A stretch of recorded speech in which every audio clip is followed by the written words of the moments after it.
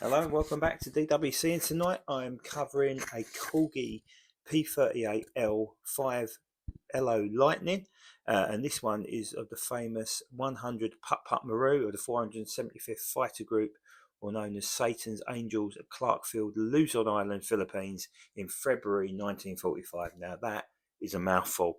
Of course, flown by the famous fighter pilot Charles H. McDonald.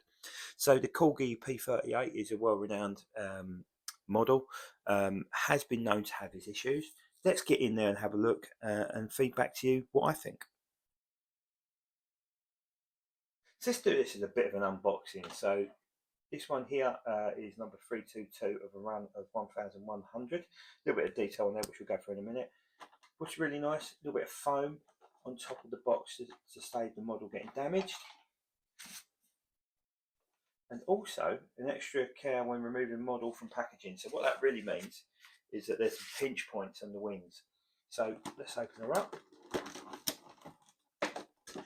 Again, comes with the clamshell covering and plastic inners. Get that out of the way. You have a bag full of goodies there, including all the undercarriage down bits, which will fit in a minute.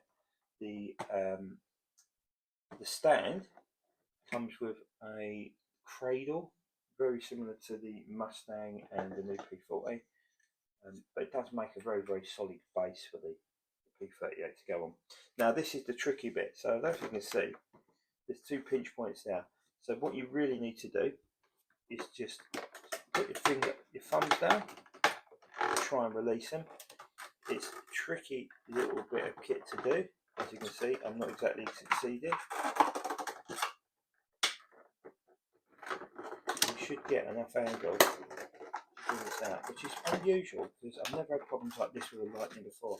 This one is incredibly tough, and this is a good example of how not to do it, I guess. Right, I'm going to have to stop the video because otherwise I'm going to end up breaking it. So there you go, is a perfect example of how trying to unbox on a live can sometimes go wrong. It was really, really tough to get out, so I've had to snip a small hole into the plastic inner coating in order to push it one wing in and then slide the other out. I mean, it's well fitted in there, but hopefully it's not done any damage to the actual aircraft. So that is why, ladies and gentlemen, Corgi have provided this very, very thing in there, which is, I think it's the first time I've seen it. But because the Lightning's got very thin, brittle wings, it does make complete sense to put it in there. But yeah, let's get to the model. So the model's out of the box, as you can agree, really good. So I'll start at the start of the video. I did mention that there was some issues before. So anybody who's got the early P-38 Miss Virginia, the one that shot down Admiral Hirohito, or I forget. Apologies, my history is not at its best tonight. But it had rather large gaps in the fuselage. They fixed that. I don't know how they've done it. But they fixed it. My example was pretty good, but on 172 scale, of course, any gap looks really, really big in real life. But the model's really, really good. Paint finish is nice, obviously rather garish, red, yellow, and blue. So a little bit about the aircraft itself.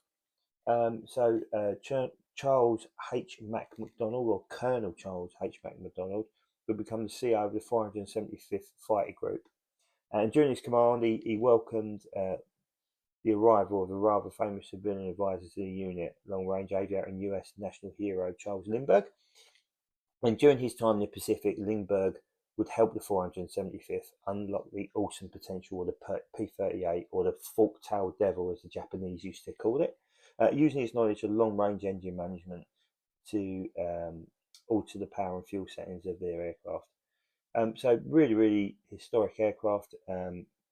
It was, really well utilised in the Pacific theatre. It was a success in Europe, but not as big a success it was out against the Japanese aircraft. But the Japanese aircraft weren't at the level of the German aircraft. And of course, I guess their pilots weren't as experienced, especially if they'd spent many a time on the Eastern Front as well. So McDonald would go on to end the war with 27 aerial victories and several others that damaged or probably destroyed, which made him the third most successful fighter ace in the Pacific theatre. And all his victories were secured on the P-38 Lightning. and he would use several machines across that time. And they're all named Putt Putt Maru. So there was a version of this flying in the States at one point, owned by a gentleman called Tom Blair, who had a fleet of aircraft, and he based a lot of them at Duxford at one point. I believe it's been repainted now. I don't know what scheme it's gone into. But a rather eye-catching scheme as well, with the red, yellow and blue around there. The Americans do like their schemes. And of course, if you can see the detail on the engines as well, 100 there, and the detail Putt Putt Maru on either side as well. Right, let's get her on her undercarriage and see what she looks like.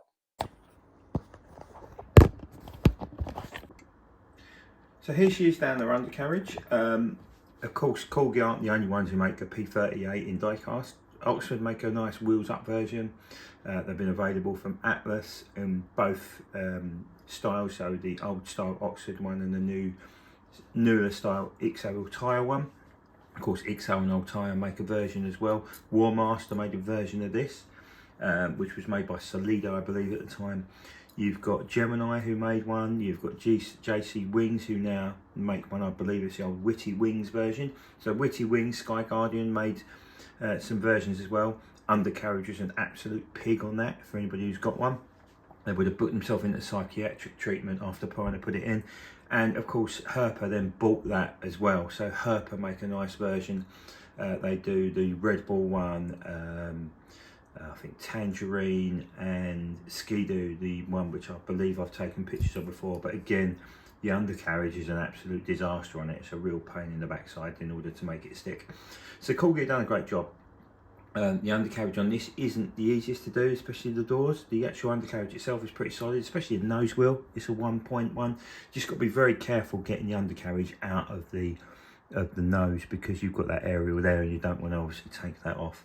But that's a great looking model. It really is nice. And of course it completes my, he says that just as the nose wheel one falls out. So let me just put that back in quickly. There we go. And again it falls out, obviously making myself look a complete div there by saying how well the nose wheel fits in. So I'm going to put that back in and just let it sit in there like so. No, it's not going to sit. Brilliant, well done. So yeah, so that's made me look a bit of a fool, but usually the nose wheel, because it's one whole section, and there goes the whole thing's falling to bits of me now. Look, I'm going to take that out of the way. But look, it does usually sit in there quite nicely. I'll play around with it off camera once we've finished on here. But again, it just shows you some of the problems you get with die-cast aircraft, ladies and gentlemen. Right, that's it from me tonight. I'm going to now try and get these videos ready and posted on YouTube through the week. Thanks for tuning in. Hope you've enjoyed them, and we'll see you soon.